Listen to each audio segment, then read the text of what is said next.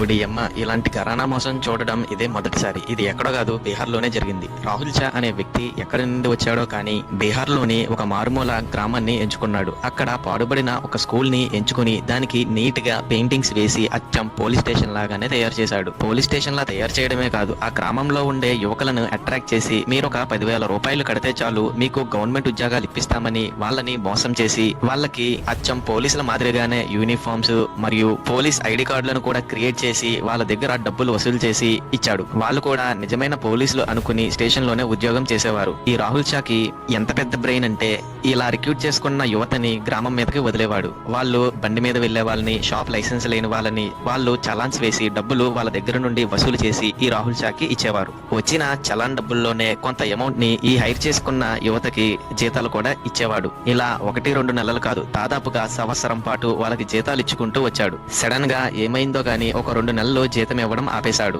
అలాగే రాహుల్ షా స్టేషన్ కి రావడం కూడా ఆపేశాడు. వీళ్ళు నిజమైన పోలీసులైన భ్రమలో వీళ్ళ హైయర్ అఫీషియల్స్ అయినటువంటి వేరే పోలీస్ స్టేషన్ కి వెళ్లి కంప్లైంట్ ఇస్తే తర్వాత మొత్తం వెరిఫికేషన్ లో తెలిసింది ఏంటంటే అసలు అక్కడ పోలీస్ స్టేషనే లేదని, ఇదంతా ఫేక్ పోలీస్ స్టేషన్ అని. ఈ రాహుల్ షాని ప్రస్తుతం పరారీలో ఉన్నాడు. ఇతనిని వెతకడం మొదలు పెట్టారు. ఇంతటి ఘరానా మోసం ఇండియాలో జరగడం ఇదే మొదటిసారి.